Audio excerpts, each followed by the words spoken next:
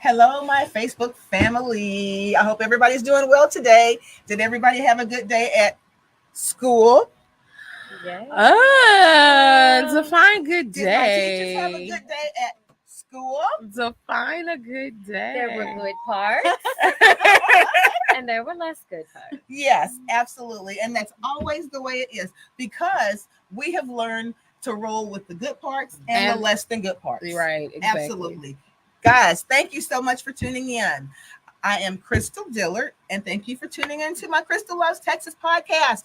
And today we are sitting here with we actually have three Houston area educators on today, and everybody knows the kinds of things that have been happening in Houston area schools.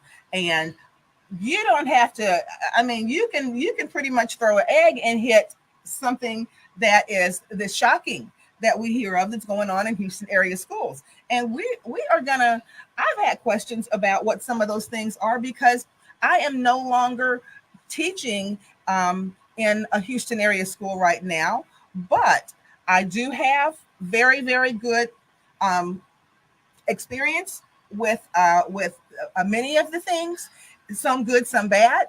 And I gotta always remember to look right here. We gotta look at that blue thing, Rebecca.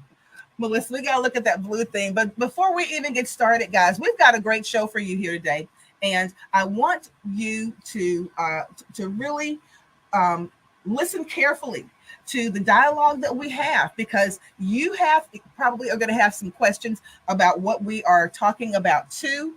I encourage you to send in your comments because we're going to be actually looking at comments and commenting on those comments real time. I'm going to let my guests introduce themselves. And we've got three guests here today. One's going to be coming in just a second. I've got two here in studio. But my first guest, let's go ahead. She is to my right. And introduce yourself, please. Hi, I'm Melissa Yarborough and I teach at a Houston area school. I've been here for about 3 years in Houston. And you're a parent. I'm a parent of a Houston area school student. Two children in the elementary here in Houston. And living the family teacher life. Yes, absolutely. And of course, hi guys. Y'all haven't seen me in 3 weeks. We haven't. We thought you abandoned us. Did y'all miss me? Us, Rebecca Williams. Did y'all miss me? Well, hello. My name is Rebecca Williams, and you guys already know that I'm a teacher, and of course, I'm a teacher in Houston. Yes, and I teach history, so y'all know that already, though. Well, Rebecca Williams and Melissa Yarborough, you guys I brought in here because not only are you all teachers in Houston area schools, you've been here through many different manifestations of supervision in Houston area schools, and even myself I've been in HISD for 17 years, and I've seen a lot of things change. Now, I will say this to both of you, and I'm sure that you would agree with me. But if you don't agree with me, please tell me. Since I've been here in HISD, I know that many things needed to in some way change. There were challenges. There are challenges that have got to be addressed. Yeah. Yes or no? So definitely, if you've been in one of the largest school districts and in any amount of time, whether you were there for a day or whether you've been there for 8 years, 10 years, 25 years, 30 years, you know that there was some things that needed to be adjusted. And that goes for school districts all around our state. The nation. That's right. Because as society changes, as socioeconomics change, as the look that families have changed, we as educators are going to have to address those changes and shift real time. We just are going to have to do that. That is a given. Right. And I think that any educator, as an educator, I will say this. I have had to become much more flexible. I've had to step into roles that I never knew I'd have to step into. But when you think about it, when you really have to step back and look at it, we see our students probably more hours of the day than many of our parents see their children. So in many ways, we are going to have to step into the roles of surrogate parents or surrogate, even though you don't want to. When you're a teacher, you know, because they'll come to you, and if they're crying, you're going to have to say, tell me what's going on. You know, that's just the a responsibility that we assume. But in that, our school systems are going to have to shift too. We can't have the same school systems and the same structures in place that we had in 1985, 2005, 2015. Those things have to change. So, Rebecca, let me ask you this, and then I'm going to shift over to Melissa. Tell me how long you have been teaching in Houston area schools. 8 years. 8 years, total of 10. Okay. Melissa, how long have you said 3 years. 3 years here in Houston, Okay. 8 years as a teacher though, and I've been in other states and districts. Okay. Now, of course, when So you told 11 me that, years total, maybe? 8 total. Okay. 5 outside Houston, 3 in. and when you say that, then you have got a very good frame of reference as far as the differences that you've seen. So in the school, in the states, do you mind divulging what states you've taught in? Sure, I've taught in Philadelphia, Pennsylvania, and in Baton Rouge, Louisiana. Oh, Very completely different. Yeah. Completely different, Yeah. and probably different from the Houston area. Very much so. I gotta be honest, I was shocked coming from Louisiana. You know, everybody in Louisiana says, well, everything's better in Houston, go to Houston, right? Yeah. It's a bigger city. It's they say better education, better this, better that. So, You hear horrible things about Louisiana, and it always makes you wonder, could all that be true? well, I come here and I was shocked Wow. to see that, you know, one of the things you brought up a few minutes ago was that things weren't perfect before. Right. But never have been perfect. No. When I got to Houston, I was surprised at how Houston wasn't following best practices. Right. Even though on paper, the best practices are written out, but Houston was star prep all day, every day, at least Yes. where I was. Yes. And Absolutely. That's not best practice. Well, is it even best practice for life to teach to a test? And there's our third teacher, our fourth teacher. There she is. Hey, Hi. our teacher, how are you? She looks so pretty. Hey, Thank you. Introduce yourself. Hi, my name is Mary Grimes. I taught for about 9 years, But we don't and I want had to go ahead and resign. But you know, I'm trying to find my way back into the classroom. Still you sure? certified. I Are know. you sure? Stay away. Far away. No, but Mary, actually, let me go ahead and say this. We have something in common. All of us who are sitting here at the table, and Mary coming in remotely, we have something in common. We all taught at the same school, but at different times. Right. So we have some touch point on the experiences that we have, some similar touch points, but some of our experiences may be different. Now, Mary, you have been out of the classroom for how long? 3 years or 2.5 years? About 2.5 since 2021. Okay, and you left pre-COVID, correct? Or after COVID? After COVID. Okay, you left after COVID, so you came back into the classroom after we were transitioning back in. Mm-hmm. Okay, Mary, let me ask you this. So all of us have been in the classroom more than 5 years. More than 5 years. So we were able to reach that five-year threshold and continue, which to me, and correct me if I'm wrong, ladies, which to me says that we have some level of commitment to the occupation. Yeah. Definitely. Commitment and experience. Yes. And money invested. Yes. And Very much so. I'm going to tell you guys a little anecdote in a minute about when Melissa speaks to experience, about how I've seen some things change just in the last year. Just in the last year. with where I was teaching. But Melissa, and then Rebecca, and then Mary, what made you decide at the juncture in your life where we are right now that you wanted to become a teacher?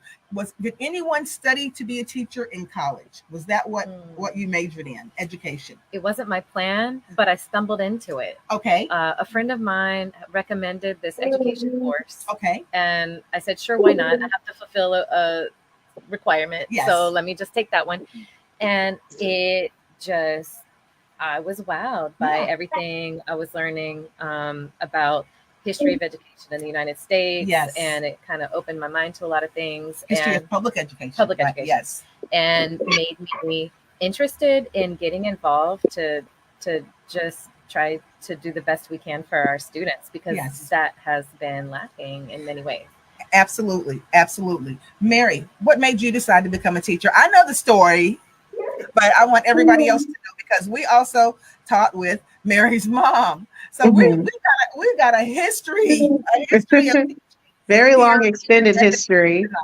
How did you come into teaching?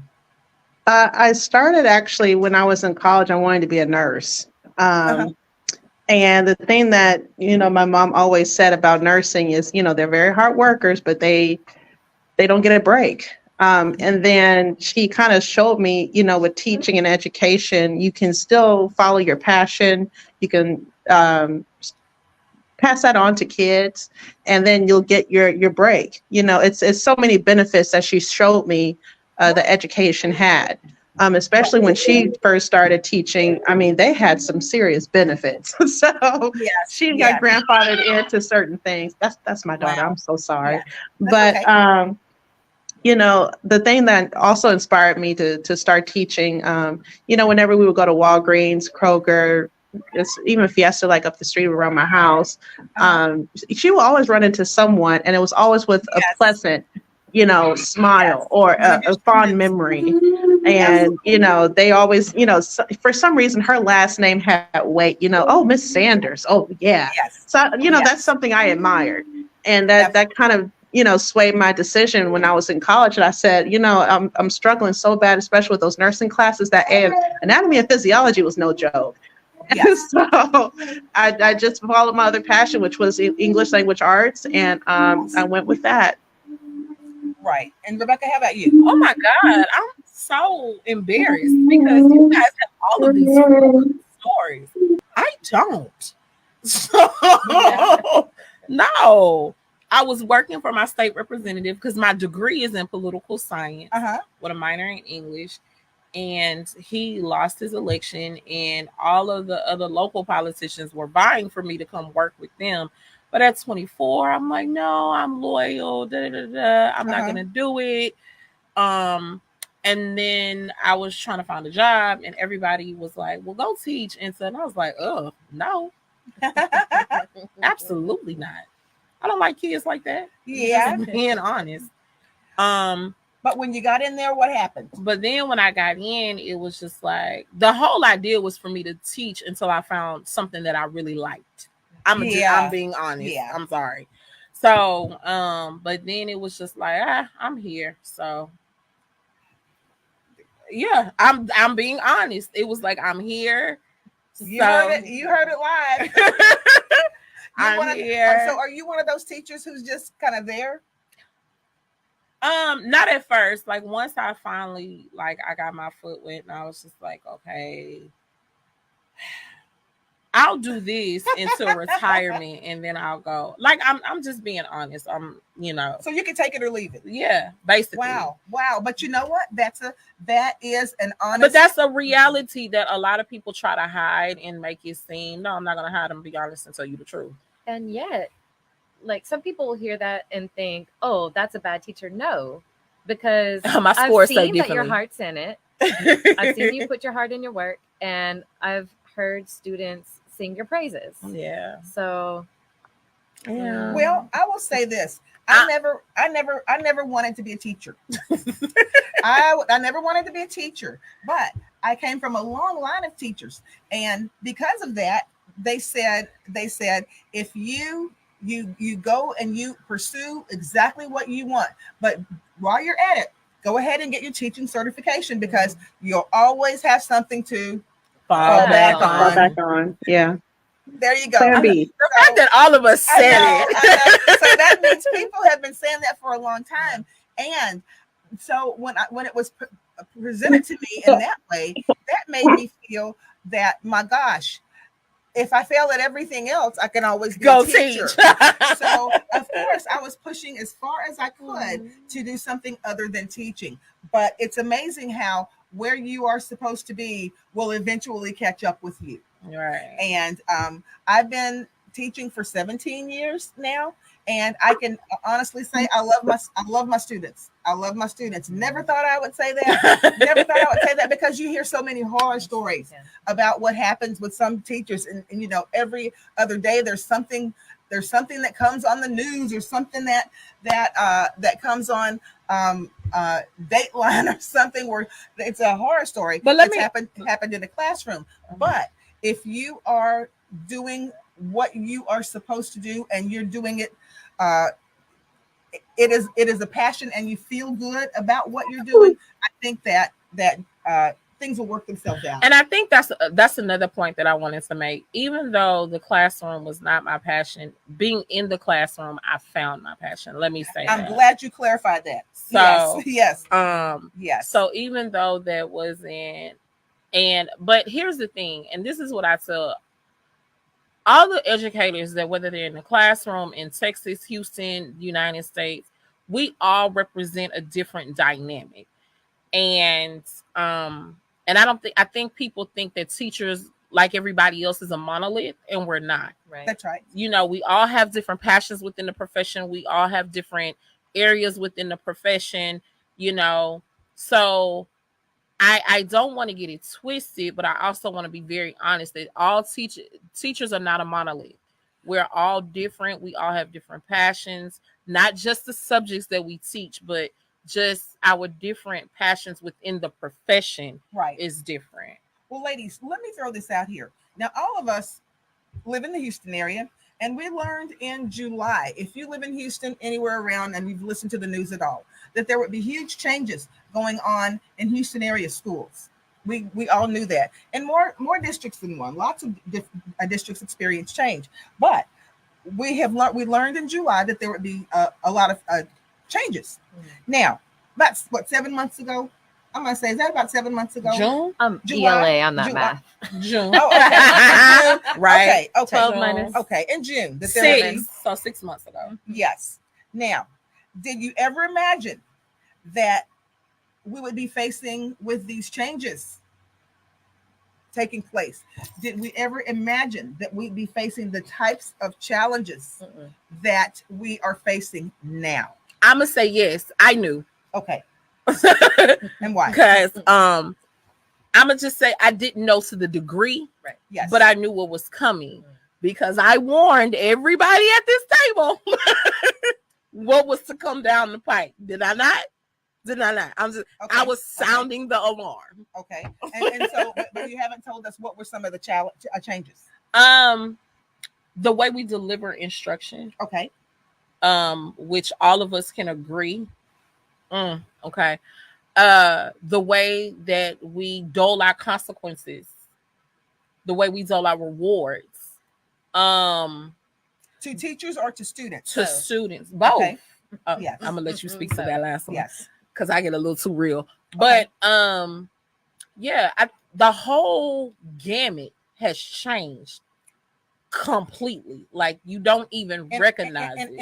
In a good way. Are there some positive changes that have happened? Not in my view, no. Okay. What are some of the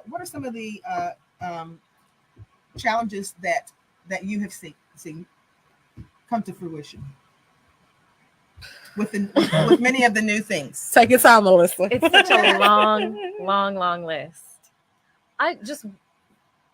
One thing comes to mind. When you said dole out rewards and consequences, one thing came to mind, and it's been on my mind every time I hear announcements each day at my school. It used to be that if a teacher or a student was called out on announcements, a shout out, yes, it was because they had done some great thing. Like some teacher had put on this amazing project, Yes. Science fair thing, or a student had done this amazing work, or Right. these teachers had won some kind of award, Yes. or gone to represent the school somewhere. The kids did. Aw. Now you know what we hear for shout outs on the announcement. I'm afraid to ask. Shout out to Mr. So-and-so for having the kids get to the DOL on time.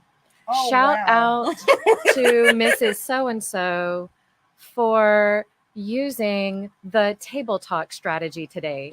Wow. It's Wow. it feels like we're seen as babies Yeah. who are told, "Good job, you used the potty," instead of doing it on the floor. Yes. I love it. I love it. And it's humiliating. Yeah. Well, What we call it, the infantilization of it all. Teachers. Of teachers. okay. Well, Mary, how would you speak to that? When the last time that you were in the classroom, let me ask you this: Did you feel like you were able to exert some autonomy in your classroom? Yes, Yeah. I think a lot more than any teacher probably feels now. I would say yes. Yeah. Anytime you have any introduction of a new system, there's always some sort of political push, behind it. Right. And the one thing my mom had always taught me is, at least what she used to say is, I can always outlast anybody. But I honestly feel as though this system would have worn her, down a little bit. I feel like, when I was last in the classroom, back in 2020, 2021, I mean, even then I was able to put my own stamp on certain things, and the kids can kind of remember the sayings that you give them or the style in which you present things. And, even at one point, especially when I was first starting off, and I first started off, I didn't start off in the big, area. I started off in a smaller area, but Yes. sorry, my daughter's playing with my hair. Okay. But the one thing is that I was not only just creating my own lesson plans, I was creating my own authentic worksheets sometimes. Right. And even though at the time it was a necessity, but at the same time, the kids remembered it a little bit better because it's personal. And I feel as though that's something I learned when I was doing my internship and my practicum, and I try to take that with me because I remember, and I'll never forget this lady. Her name was Miss Rhonda Cooley. We were in, I believe she was somewhere in Lufkin, East Texas. Mhm. Okay. And Miss Cooley, she had a mullet and everything. But as different as she was from those kids, because those kids, didn't look anything like her, didn't sound anything like her. But she brought an authentic part of herself Yes. that they connected to. And she Right. always had a story with something that she was teaching. Mhm. And with that story that she, Yes. she was presenting, Yes. those kids latched on to the idea of what it was they were supposed to understand. So it was something that I feel as though I was able to bring it to my own classroom at one point. Yes. But I feel, now, especially because, and I hate saying this because it's not just one particular district over the other that would do this, but it's almost like, I feel like everyone's trying to be cookie cutter.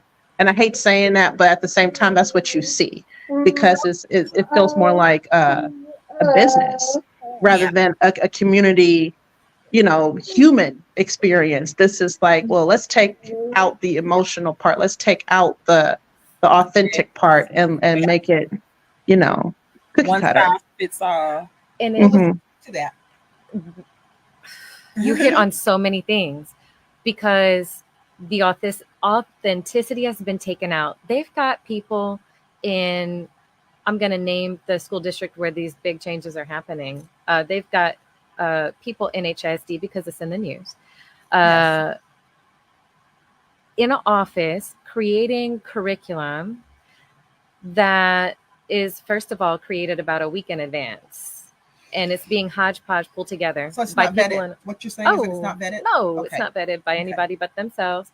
And then they push it out to all the schools, and all the schools have to follow this slideshow, this test, this everything.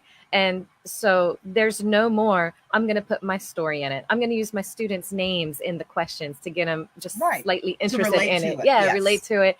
Or, so-and-so, this student told us a story the other day. I'm going to sneak that into the lesson so it kind of gets their interest. And there's none of that personal touch. And, on the very first day, the superintendent made sure that every school knew that they were not allowed to get to know each other on the first day. You've got to use the slideshow that somebody else has created for you without changing, just change the errors, but don't change anything else.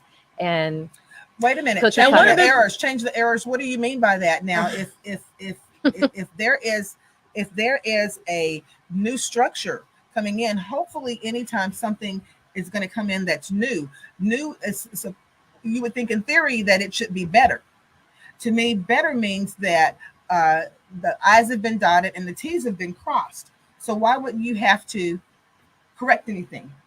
Well, the plane's being built in the air. So they're doing it quick. They're doing it, I would imagine they're understaffed. That's my guess. Okay, so for the people who are watching and don't really understand what's going on, let me just give you an example. I'm a history teacher, and one of the things we do in history, and so is Crystal, one of the things we do in history, we do a lot of projects. It broke my heart when one of my kids, whose sibling I taught, was saying, "Oh, Miss Williams, I'm so excited to finally have you. Like, my brother will come home and tell my mom and dad all of the projects you would have them do." And he was super excited about it. And he was like, "Now I get to do the projects." And he was like, "And now I told my brother I'm going to do the projects better than him." And I'm sitting there and I was just blank stare for 2 minutes.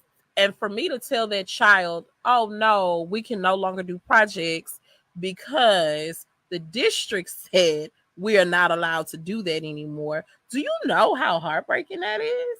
And he looked at me as if I was joking. But so those are the type of, because those projects, and if you ask any child who's ever taken me in 8 years, whether it be in HISD or charter school, for the little time I worked in charter school, they will tell you one of the most interesting things about my class is projects in history. It brought history to life for them.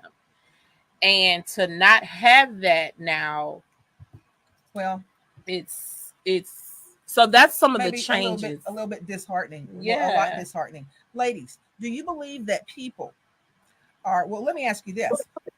We're all aware that that the teaching profession is not one of the most popular vocations today, right?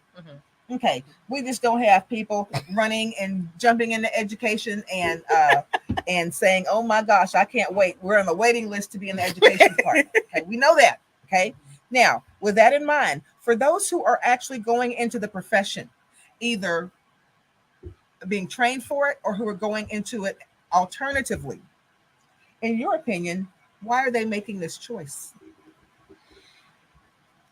Knowing that what teachers are up against, why are they making this choice? You want to take it, Miss Grimes?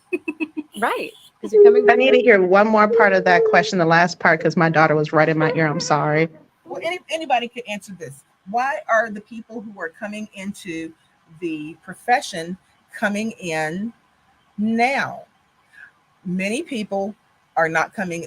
People are not in education preparation classes in college like they were 30 years ago. Oh, I can answer that. It's not popular anymore. For those that are coming in, why are they coming? Why do you think they're coming in now? I'll speak to that for a minute. And let me just tell you what I witnessed. Before school started this year, I went down to my school district to turn in some paperwork for a name change. And first of all, when I went down there, it was truly like a cattle call. There had to be 300 people standing, sweating in the lobby trying to get in, almost like you would think that there was a lotto for concert tickets. The concert tickets or something. And let me say this, they were dressed just like that. There were girls in Daisy Duke type shorts. I hate to use this term, but I want everybody to know what I'm talking about. They call it a wife beater. but the tank tops, the thin strap tank tops without any undergarments on under that, in flip flop thongs. They were waiting to go in to have their interviews and to turn in their paperwork. And I'm thinking to myself, Interviews. this is what's coming into my school district. I took some pictures. You know, as candidly as I could without anybody seeing me. And then I texted them to my mother and I said, look at this. And the thing about it is, when we got into the second staging area of this particular fiasco, I may say, we sat down and I happened to be sitting next to one of the young ladies in the wife beater shirt and the short shorts and the thongs. And we started talking, and she was a very pleasant person, quite an intelligent young lady, but this is what she knew of how to present herself in a professional way. So in my opinion, I'm thinking that if this is the way that this young lady comes into a professional situation to apply for, no, I'm going to say to get paperwork in order, because she'd already been hired or she wouldn't have been there, okay, for a job, then what in the world is she going to do when she walks into that classroom? Well, here's the students. Here's the thing. This is why people choose the teacher profession, and I think this is because, oh, y'all get summers off. Oh, y'all get every holiday. Oh, I get to be off on the weekends with my kids. Good enough for me. You don't hear anything about, oh, I love children. Oh, I want children to learn. Or you hear the opposite of that. I couldn't get on in my profession that I wanted to get. Okay, well, 3 things. Yeah. Then you hear, well, I couldn't find a job in my field, That's so right. I went to go teach. That's right. And then the third thing you hear, oh my God, these children need saving. Oh yeah. And I want to save them and change the world and make a difference. So it's almost like a white savior complex. So you, excuse the term, my apologies. You got to explain that. No, it exists. Oh, okay. So the white savior complex, and we joke about this in education. That's why I said excuse the term. But it's, oh, I have to do something because they live so pathetic lives. They need somebody to save them. And it does not have to be a white savior. It can just be a savior complex. Because you see, so you don't hear about, oh, I want children to better the world, or you don't hear that. You hear those 3 things. So this is what we have. So Melissa, are they entering into it for the money? Let's speak a little bit on that right now, because the money, that was something that was very much in the news in the Houston area. And many people made a mad rush to apply for positions, because there was a certain amount of money that was presented as that would be the starting salary with 0 experience right out of the gate. Right. If you don't mind. Yes. So my children go to a school in HISD that is NES. And what that means is it was one of the 28 that was originally handpicked by the superintendent to, first of all, wipe out all the teachers that were there. The first rule was, and I learned this in June when the teachers were texting me, did you have to reply for your job too? Yeah. I said, no, not my school. Mine wasn't NES like yours. They all had to reapply for their job, including the principal, including the office staff, every single teacher. And it wasn't going to be an easy, quick process. You're going to have to reapply, and you'll find out later in August if we're going to accept you back or not. So they couldn't go and go to another school. They could, and they did. Okay. All but 2 left. 2 reapplied and got it. And then in July, when they were scrambling and didn't have enough teachers. Oh, this is going back to pay too. I'm sorry. There's so many problems. But when they didn't have enough teachers, then the principal started calling the old teachers, because parents were helping out getting their numbers, and calling the old teachers and begging them to come back. And some of them left their new district jobs to come back to their old one. Now, what the superintendent promised was, this is a good thing. We're making the teachers reapply so we can weed out those bad teachers. There's this mythical bad teacher. But you skipped a very important part. How was your children's school rated? A. Okay. That's important. A. Okay. By the TEA. Yes. Rated A. With Okay. a So you with a couldn't get dual much- you language couldn't get any program, higher. magnet program. You can't get any Mm-mm. higher than A. Okay. Most of those most of the school population opts in from outside of their zone because it is Wow. such a great school, or Oh, wow. was. So they were doing something right. They were doing something right. In fact, their math star scores had been in the 80s, in the 80%. And That's unheard of in the and state. ELA, math Yes. and ELA. Yeah. And the superintendent said, "Oh, 1 year does not make a pattern." That means that they had moved Turned it along. around. They had moved along until they found the right strategy. Correct. Okay. And Go ahead. had done it consistently enough so Yes. that by that time the fifth graders were taking it, That's the fifth right. graders were passing Yes. with Okay. flying colors. So again, with all the problems, where was I? So The money. the money. Yes. The promise by the superintendent was, we're going to weed out the bad teachers by making them all reapply, and then we're going to pay them so much more money than an average school teacher in HSD was 60 some, or like They started out at 61,000. okay, 62, I think, 60 yeah. is starting. Well, these teachers are going to make 90,000. Doesn't matter like where they are in their career. They're going to be like, even if they're starting out, they're going to be in the 90,000s. So going from 60 to jump into 90. And this is how we're going to Repeat that.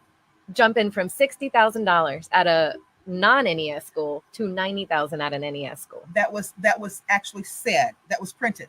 But yeah, it was. Yes, it I believe was. it was maybe 80,000 as the salary, but the 10,000 stipend on top of that, and so Gotcha. hitting about 90,000. Okay. Mhm. So everybody now understands where the 90,000 came from. Okay. Yes. And that was the promise. This is going to lure the best teachers. Right. I don't know. I've never seen just throwing money out luring the best people. It lures the people who need $90,000. Yeah. By any And- means necessary. I was just about to say on Indeed. Yeah. On Indeed, it's on there. Like, and it's still currently on there. Not just No. yeah, it specifically says NES, and Yeah. it specifically I'm talking about administrators, I'm talking about teachers. You see a range on Indeed, and the Yeah, range I would have shot it's it down. from, I think it starts at 70 or something like that, all the way to 85. Okay. Okay. Oh yeah, because the stipend we just recently learned is contingent on several factors. Yeah. Was that Several presented to factors. you initially? Oh no. Okay. Why do you think that is? Well, I wonder if they even have the money that they promised.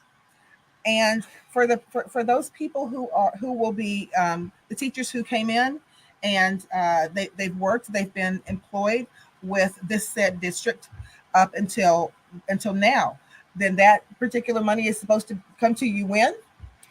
Well, it's On supposed your to be paycheck on the what? Okay, so it's supposed to come in 2 waves. The first wave of the money comes in December, and December then the what? 20. 20th. and then the last wave of the money comes in June. Mhm. Okay. So the first payment in June, which would Right. be our like last day of school. Yes. Yeah. Okay. But to answer your question just a little bit, Yeah. the money, well, 61, we'll just the 61,000 base.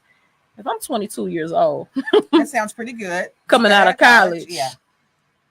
and I'm gonna make $61,000 just coming out of college, and I still got student loan debt. I got this kind of debt, possibly a little credit card debt. Mhm. 61,000, and I'm 21. I'll rock with it. Well, let me tell you. Well, yeah, because that would make sense. That would make sense. But when you go in now, this is something that I've heard, and you all can correct me if I'm wrong.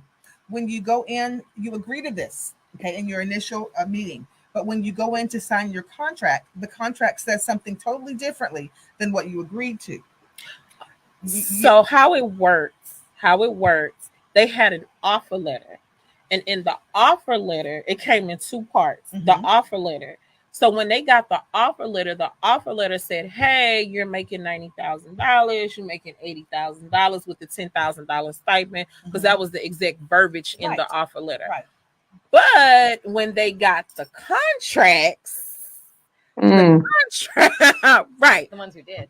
right, the ones who did get contracts, then it was, oh no, you're gonna make 64 or you're gonna make 65. So you had all of these teachers that were saying, Breach of contract. Stop. That's not what you told me in the offer letter when Absolutely. you presented this to me. Absolutely. And then you had HR literally saying, okay, we understand what was in the offer letter, but this is the You contract. can take it or leave it. Now, let me tell you what I know of, because I just got a text yesterday with and I did not realize this, but someone gave me told me that were some teachers in the district that we're talking about uh, already given contracts to sign right now before school. Okay, that now I don't. We usually sign the contract in April, right? Okay, so and was that contract given under duress? Either you sign this or you don't, and it was. Okay. Now, here's the thing. This teacher is a stellar teacher who's been teaching for 27 years. And she was in one of the highest paying school districts, a very, very elite, right outside of Houston school district, for the last 10 years. Okay. She left a teaching salary of upwards of $80,000 there because she was courted into another school district from this one, saying that she was going to be paid 197 base plus this other, at the struggling school. I won't name the letters of the struggling school, but she accepted it, left that position where she was in a semi-administrative position in her department, that she'd been there 10 years. Nothing wrong with it. She had her routine. She knew exactly what was going on. She was very highly looked upon in that district. She came over to this other school district, and when she went in, I will never forget, because we were sitting together in our training prior to school starting. She went over to sign her contract, and when she got there, she called me back and she said, "Wait a minute. Wait a minute. On this paperwork, it says that I'm going to be making what I was offered was the 87,000 plus this extra amount, where she was going to be making over right at almost $100,000. And when I got in here, this said $63,000. No. I said no. She said, I quit my job. And came to this. So now she has a situation where she's looking at legal action because of that. So let me give y'all a little Williams wisdom, and I told all three of y'all this, and y'all agreed. Teachers are not respected nowhere in America. Let's just be real. Anybody that's offering a classroom teacher that has not been in the classroom 30, 40 plus years, 25 plus, 80, 90, $100,000, something's wrong with that picture. Well, let me say this. That's some Williams wisdom for y'all. Here's the thing, and there's some things that I want to touch on because we only got a few minutes left, and I do want to touch on this. But my position is this: teaching is not like corporate America. Exactly. In corporate America, you have candidates who are jockeying and vying for a certain amount of positions. Yep. Right. In education, you have multiple positions that cannot be filled because there are not enough people to fill them. Right. So when you take the posture, it's very important when you are in leadership, especially in education, your number one priority, and I'm going to just say priority, needs to be your ability to read the room. Sometimes the best thing to do when you come in is take a look around and observe what you're dealing with first. Okay. Then you decide how you're going to go forward, because every situation is different. If you haven't looked at your dynamics, then you're not going to know how to move forward. And once you read those dynamics, you may have to shift in the middle, but that shift has got to be the kind of shift. Long story short, teachers if someone comes in with an iron rod and say, you got to do this and you got to do this or else you're out. Well, you know what? A teacher is a commodity. Exactly. They can go anywhere Exactly. and still get a job and not have to do that. Yeah. So they're going to say, I'm out. Goodbye. So you And they are. can beat Goodbye. that stick. So that's what I'm saying. You know, you got to be smart enough to know that that's the wrong approach that you take here. If you want to have your same objective met, the exact same objective met, come in with you can have the exact same thing in your mind that you want to happen, but come in and let us think that we're helping you make decisions. At least let us, say, tell me what your opinion is on this. And you may make the same decision in the end, but let us think that we are helping you come to a consensus on something or have some input in something. And that's where you get your buy-in, because at the end of the day, you've got to have buy-in or you're going to have goodbye. Yeah. And when you have goodbye in hundreds, by the hundreds, is that the position that's going to leave you in your most favorable and most successful position? Can I speak on that? Yourself. I didn't hear you. Can I speak on that? So the part with that buy-in is so important, but it's also maintaining, right? It's maintenance. That's right. It's almost as if, I don't know where there was a shift or a turn in where teachers were once respected and now we're the scapegoats for a lot of things. Right. It almost seems as though it is not just coming from one end, it's coming from both ends, right? You're supposed to be in charge of these children and you're supposed to be able to relate to them and connect to them and give them the things that they need in order to be productive adults. But if my hands are tied behind my back at every turn, because I have to do, instead of looking at, let's say, the material, I'm worried about my data, right? Or I'm looking at, oh, well, how can I present this new lesson to another teacher, right? As if it's a part of my curriculum, when really it's more or less just like we like to say, the dog and pony show. We know when things are authentic and coming to us as a directive for the betterment of education. And we know it when directives that we receive are not meant to do that, are meant just to make us look good, right? Well, yeah, you're right, Mary. And my whole point is simply this.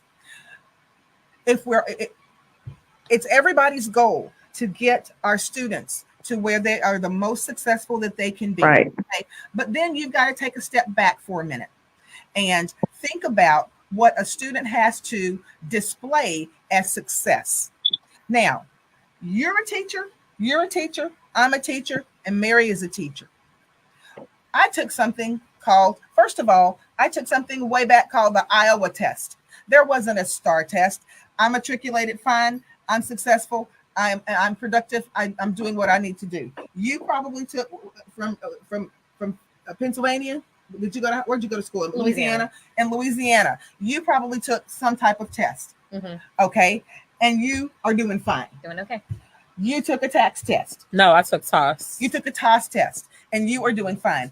I taught with 3 of the tests that we're talking about here. I taught students.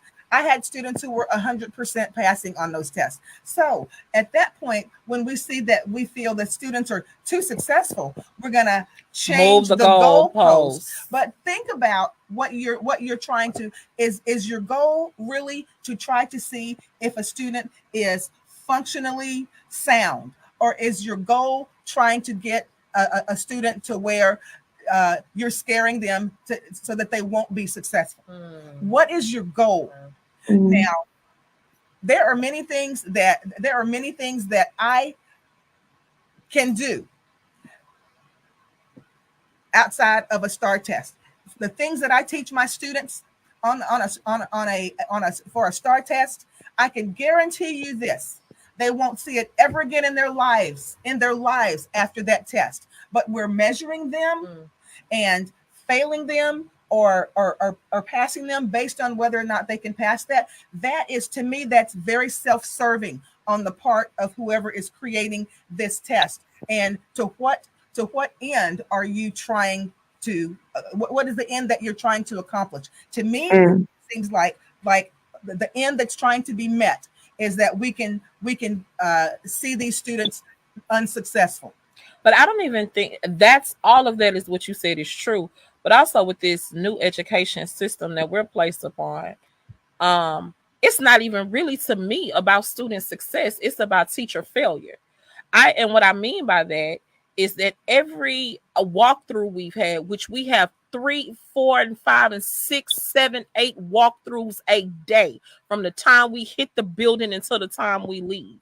Everything is about, well, you didn't do this and you didn't say this. So you wrote this on the board wrong, or you didn't write. So it's not even now. It has gone past student success to what is the teacher not doing. And if the teacher is not doing a certain thing, then it's causing student failure. Like Grimes said, it goes back to scapegoating. So at what point, and this is why so many teachers have left the profession, not only in Houston, not only in Texas, not only nationwide, because the respect is gone. Mm-hmm. They don't respect us as professionals. They don't respect us as individuals. Come on now. I'm seeing teachers have anxiety attacks, depression, crying every day, leaving the profession that they love. Some people, this is the only job that they've ever had and have to say goodbye to it. When is enough going to be enough? Well, go ahead. May I put my parent hat on for a moment? Yes. Parents, we can opt our children out of the STAR test. We have the legal right to do that. Please go to cvpe.org to learn about how to opt your kid out. And even if they're in high school and you're like, they can't opt out in high school, they can. There's many ways to do it. There's several options. Some are easier, some are more complicated, but there's ways. Please go to cvpe.org and learn how to opt your child out of the STAR test. Say that, those acronyms again. cvpe.org. That's Community Voices for Public Education. Is that a nationwide organization? Actually, cvpehouston.org. I think I said it wrong. Okay. And we'll make sure that we put it in the Thank comments. you. Yes. We'll make sure that we put it in the comments, because that is what is most important. Mm-hmm. Now, I'm going to go back to this. Guys. When you are, Rebecca, I agree with you to a certain extent, because last year I think that I've seen several administration changes at HISD, and I think that the administration change that we had, first of all, I want to say this, and I should have said this at the beginning. I absolutely love my district. I was a teacher in the third largest school district in the country, here in Houston. Okay, I love the district. I don't necessarily like certain administrations, but I love the district, and I wanted to stay in the district my entire career. But I found that was not a possibility at this point.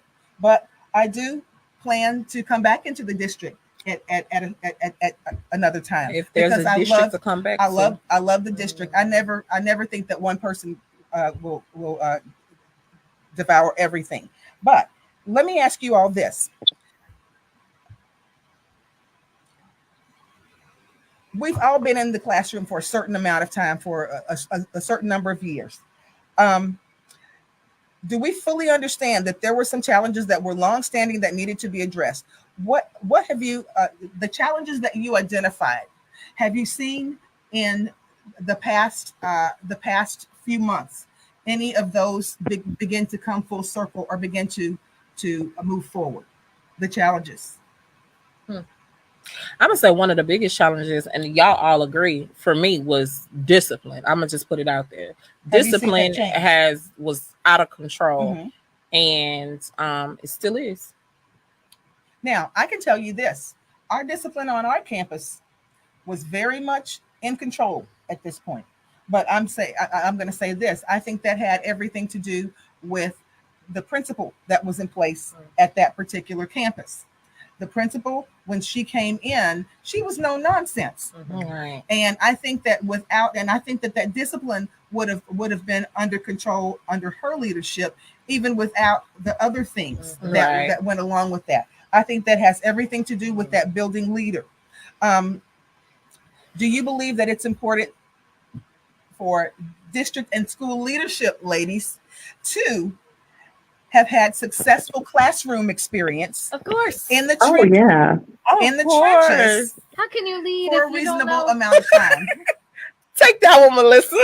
How can you lead anyone if you don't even know where you're going? Like, you need to have been through it for a long time, not for 2-3 years, and then you felt like getting out of the classroom because it was hard, and so now you're going to lead people in a classroom. Yeah. If you couldn't cut it. Yeah. So you need to be, I'd say, like 10 years before you go into it. And like that's what I was about to say too. Yeah, I think that's reasonable. I think that's reasonable. Do you guys believe that it's important for those teaching in the teaching profession to secure and maintain valid certification and continuing education? Yes. And let me say this, because all the certification talk has been going on all over the city. Certification is not necessarily because you don't know your content. That's part of it. But the other part of it is legality. That's what it is. It's legality. If I'm not a certified teacher, according to the state of Texas, I can slap a child in their face. I wouldn't, but I'm just saying I could slap a child in their face.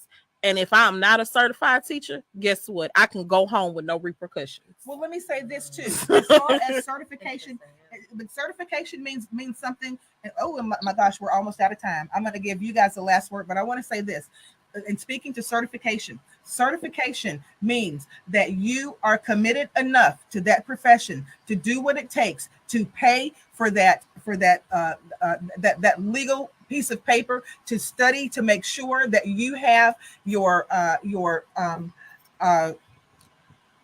credentials to where they need to be, and that you are able to teach that particular subject with fidelity, and that you trigger word. no, but with fidelity. And you know what? Don't let certain words that have been around forever, like anybody hijack that. Don't let people hijack your words. Y'all saw how my head just spins. But that you're able to teach that and teach that well, and that you are committed enough to seek continuing education in that field. That's I was about to say, before you could even take the test, you had to have a certain amount of hours within the actual classroom, and then also a certain amount of hours within, at least when I was, because like I told you, I went through my university. Yes. You had to meet goals and expectations before they just stuck you out there. And then when you did go out there, you were with a group. You're with a trusted unit, That's and you and your unit were working closely together with your professor. That's right. You started off a couple of days out of the week, maybe for half a day, and then the next semester, you increased. Yes. So there was a gradual release. It was literally gradual release. Now that I'm thinking about it, for an adult, and I honestly feel like that's what's needed. Yes, and that also happened in the ACP program. Ladies, this is my last question. We have experienced record numbers of certified long tenured teacher resignations in this school year. Why do you believe this is occurring? I think I said it in my last angry segment. No respect for the professionals that's in the career. I don't necessarily agree with that. And we agree to disagree about that.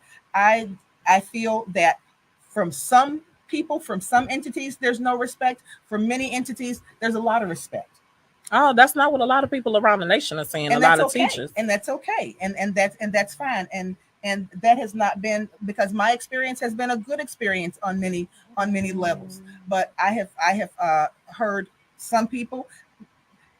I know that there are some people that you're never going to be able to please. That they're going to always find something negative about something. However, I have seen teachers who are in very good positions who have been able to be allowed to have travel clubs with students, and they go on trips every year, and they're allowed to be able to do these things.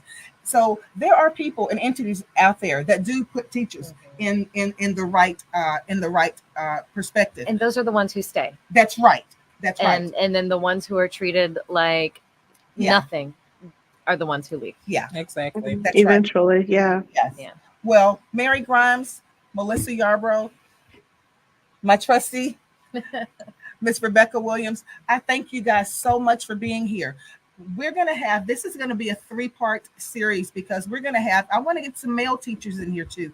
And I'm going to get some teachers and we taught with one of these teachers who was my teaching partner at the school that you all are at. And he was there for 2 years and he was out. And he worked with me on my campaign, but we're going to speak to people who entered in. I miss them.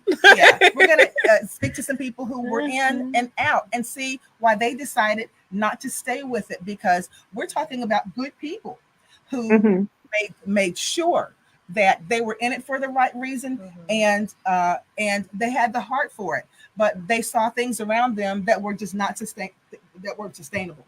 And they couldn't stay.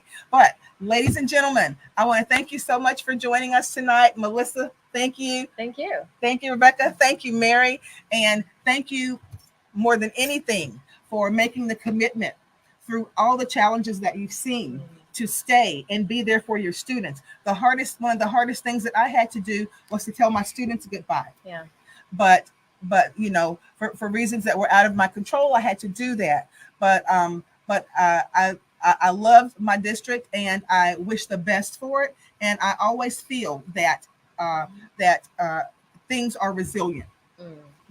That's like after a hurricane, after a drought, you see that leaf coming up through the ground. Yeah.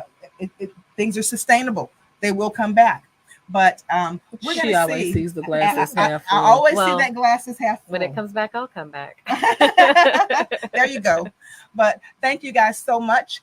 Thank you for my comments. Thank you very much, BB, who's watching. Thank you. And she was with us at that school too. Yes. Oh, hey, yes. But thank you so much. And please continue to comment on our comment thread, guys. If you've got some things that you would like to say, maybe some things that we need to address the next time. But until then, like we say every week, we can do it. See you later. Bye, guys. Bye-bye. Oh, she did it.